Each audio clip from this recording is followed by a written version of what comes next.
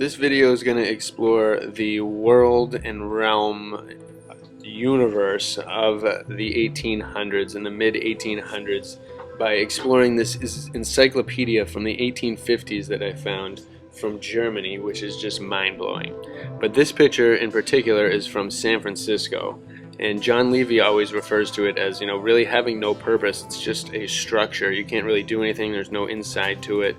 And also in a recent video by John Levy, he showed these videos, or these images, which are early photographs of, I believe, Scotland in the 1850s. And this stuff is mind-blowing just because of all the buildings and the way it's kind of an interestingly old photo. But you can see obelisks, which I would have never expected, and just all these spires going off into the distance, and so many different architectural structures that are reminiscent of what we consider Roman, or what we see at the White House, and all throughout America, all throughout the world. Just proof that somehow there was a uniform civilization that followed the same rules of architecture and really built things all over the place. Maybe an ancient construction company at some point that just built these massive things, and just definitely there's no telling really what they are and how old a lot of these are, how many of them have been destroyed and have gone through changes.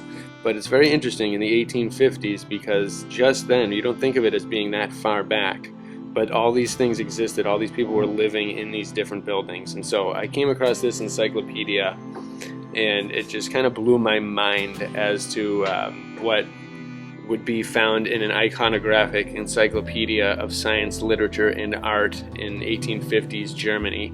But it just proves, and I think Germany has a big piece to the puzzle, their history and Tartarian, Aryan kind of connection, and the fact that the world just almost needed to eradicate them for some reason and do so much damage to their country is just suspicious to me.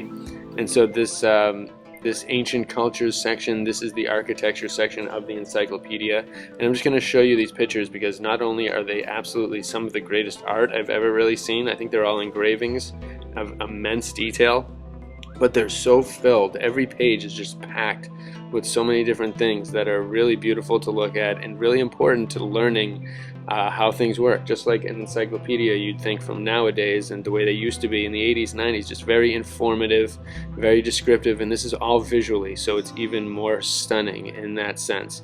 And a lot is revealed through this.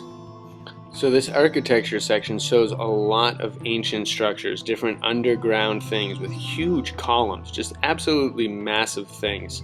And compare this to the way they build nowadays, and we're supposed to be so advanced and all this stuff, but we cannot build these things. Like, no one has built things with massive columns like this in a long time. And in the 1850s, it seemed to be a lot of these buildings were either being built or they were being renamed and redated to pretend that they were being built during this time. And I'm really torn between this, whether they were built in ancient times and then relabeled and rehistorized, or if they were actually capable of building these in 1850s. And a lot of them, they really ever show a construction photo, if ever, and the similarities are just too much to just too much to believe. And we claim like a lot of these things, like the Acropolis and different things, are from like thousands of years ago, over 1,000 years ago, and then we see them very similar buildings of the same exact perfection, same level of magnitude, same style, same materials, and they're found in America in the 1800s and early 1900s supposedly, and all over the world at different time periods, depending on how they've been able to scrap the history and make people forget. And if you think about it, in the 1850s, reading some adult my age in the 1850s seeing this encyclopedia would be a lot different than us seeing it right now. Like, us seeing it in this perspective from this time period, it's kind of like, wow, like we're really like, oh my God, what a blast through the past. Like, looking at this, like, I can't tell if it's ancient or if it's from the 1850s, like designed during that recent time or the early 1800s. But seeing it from back then, they must have had so much better of a knowledge. Different stories had been passed on to them about what these were, what those shapes of those triangular blocks were, what, if any purpose, electrical or etherical, that these pagodas had, or these structures, what was inside them, what was their purpose. Like, a lot of that stuff, that history has been just like revamped, rewritten, scrubbed, just reanalyzed, falsely analyzed, falsely propagated, through it, falsely scholarized over the last, since the 1850s. So it's really tough to kind of see and wonder what someone in the 1850s would have thought of looking at all these things. They'd be like, oh, that church is 800 years old. Like, oh, like and have that history be preserved through that 800 years. At some point in the 1800s, this history got scrubbed, and the reality of it got scrubbed and got erased from us, and we don't appreciate it. People of our generation absolutely do not appreciate this type of ancient stuff as much as a child would have probably in that time. And these things are absolute wonders like this. Like, how can we look at this and be like, how do you build that? We look at that now in our technologically advanced time, and we're still like, what? How is that possible? And back then, I wonder what they would have thought, like if they had known, if it was inherent that they were capable of building these things, or they saw them in the 1800s being built, or if they were just existing for hundreds of years before that and they were an anomaly to these people.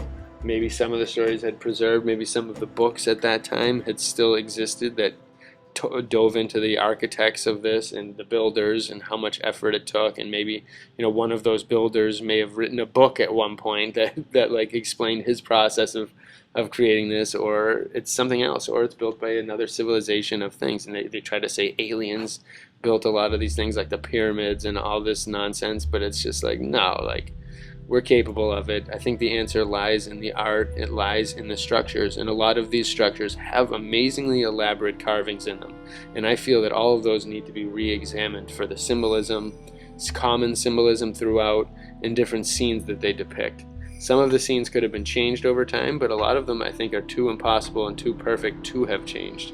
So maybe they could have just changed the story, but the characters are still there, and I believe it's still possible to deduce some truth from the remaining artwork that lies around.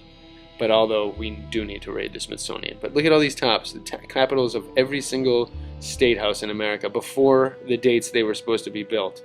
And this is like just what they look like, the same exact thing that you're finding in this German book from the 1850s.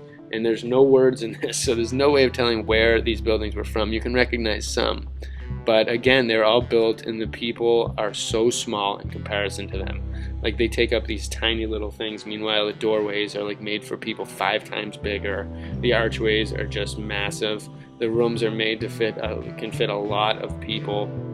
The etherical free energy structures on the top, there's always some kind of metal kind of thing. It seems like they're all conductors, like these different pinnacles, these different towers that were incredible amounts of effort to erect and to build and to cut. A lot of the obelisks are said to be cut from one stone, so that's so much effort for just a stone. And either we're missing something big time, or they were definitely they had some type of power, some type of purpose, some type of use. And this is all, again, all the Capitol buildings and different things that you see all over America in the 1850s as they're trying to take them down. Cities are just like have been on a mission to destroy these buildings. We've seen Notre Dame burn down. That's going to radically change in the future, and people will gradually forget what it used to look like, maybe, unless we can preserve it. But these different structures were all awesome. They house different things. You can see the floor plans, all these different bridges from this time. Like, they were capable of building these amazingly strong bridges, and that's the thing. Every single one of those buildings and bridges was so strong, and it could withstand any type of natural disaster. And now we get the technology section, which is really awesome. And I'll just deal with architecture and technology today, but you can see different things like tunnels. They had the ability to carve into massive tunnels for what? How many years? Thousands, probably. Like, how many years old are these things? If like nowadays there's a lot of things that are just new to us. And the steam engine, how old is that? Like all these things we can say, oh, they can slap a date on them, like, oh, this was built in the 1820s by blah, blah, blah. But that could all be a lie. The trains could be very old. This technology could be so old. A lot of the old cities, they have tracks laid down in them that always seem very old, like in San Francisco. The tracks in that old 1900s video before the fire seem like they've been there for a very long time. And that's why it was probably so easy to make tracks across this whole country. Like, high tension wires, I've always thought, are on interesting paths because they're probably carved out. Rivers, how long have those rivers been there? Thousands of years, through civilizations, through all this stuff. Dams, different waterways, different pipes, different dikes, different levees, causeways. There's so many different things here that in the 1850s seemed like nothing. In a lot of the things, they use either steam or different kinds of mechanical power in order to get their strength. I believe it shows mining drills in some of these, some different pressure pipes, different tubings, different parts of the motors. Steam, I believe, is being used here. Coal fire, powered things. Different, look at the patterns you can see, the golden ratio pattern all over the place. Everything mathematically precise, fitting in lockstep.